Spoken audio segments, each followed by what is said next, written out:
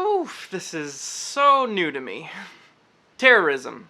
We've heard that word thrown around a lot in the past few decades. In the United States, that word usually refers to groups like Al-Qaeda or ISIS. Unfortunately, a lot of people have confused these groups as representing Islam, which is about as accurate as saying all Christians belong to the KKK. The actual definition of terrorism is the use of violence and intimidation in the pursuit of political aims. It has nothing to do with religion or Islam and everything to do with blending violence with politics. In the United States, we have a leading candidate for the presidency who does just that.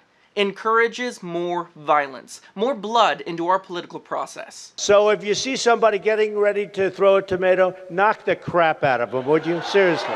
In the United States, we have the right to free speech, the right to peacefully assemble, the right to protest. And yet Donald Trump has a very different tone when it comes to protesters at his own rally. In the good old days, this doesn't happen because they used to treat them very, very rough. But of course, a leading candidate for president of the United States of America would never encourage violence, because that would go against our principles, right? All right, yeah, get him out. Try not to hurt him. If you do, I'll defend you in court. Don't worry about it. In other nations, like Syria, protesters are almost always silenced by force. But that couldn't happen here, not in America. I love the old days. You know what they used to do to guys like that when they were in a place like this? They'd be carried out on a stretcher, folks. That's true. The hard truth is that Donald Trump is intentionally blending violence and politics in his campaign for the highest office in this country. People who speak out against his campaign are silenced by force every single day. This video shot by WLKY has now gone viral. It shows Trump supporters pushing a woman out of yesterday's rally in Louisville. In what world is it acceptable to respond to someone with violence simply because they disagree with you? It's a shocking moment as a Trump supporter cold cocks a protester. Boom! An elbow right to the face. In what world is it acceptable to murder someone for speaking out against you? The next time we see him, we might have to kill him. This is the world that Donald Trump envisions for America. He wants to blend politics and violence to rule this land. In America where terrorism rules over justice and democracy. And yet he directs hate towards Muslims as the source of American terrorism. Do you think Islam is at war with the West?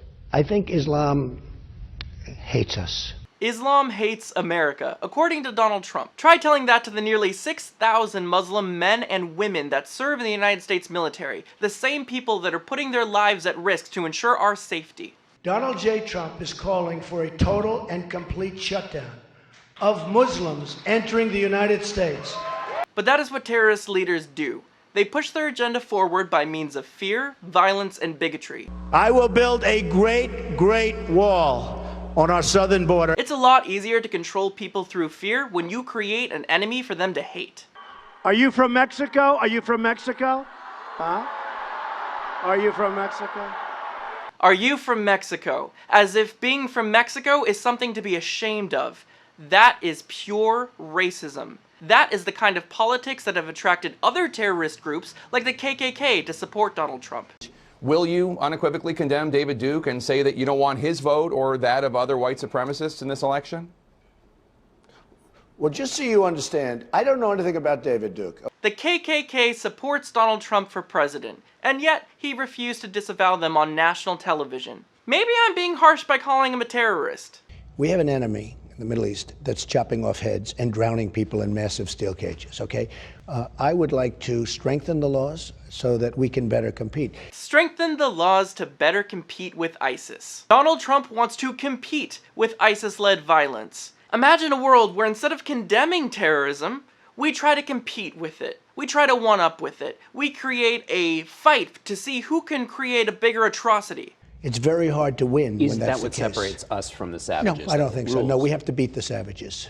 And therefore throw all rules out. We have to beat the savages. By being savages. No, well, look, you have to play the game the way they're playing the game. We are better than this. We are better than ISIS. We are better than Donald Trump. The United States that I believe in does not deport Mexicans. It does not ban Muslims from entering our country. It does not condone terrorist acts like torture. So let's start calling Donald Trump what he really is. A terrorist. Feel free to tell me your opinion in the comment section below, and unlike Donald Trump, I won't call for your blood if you disagree with me. Thanks for watching.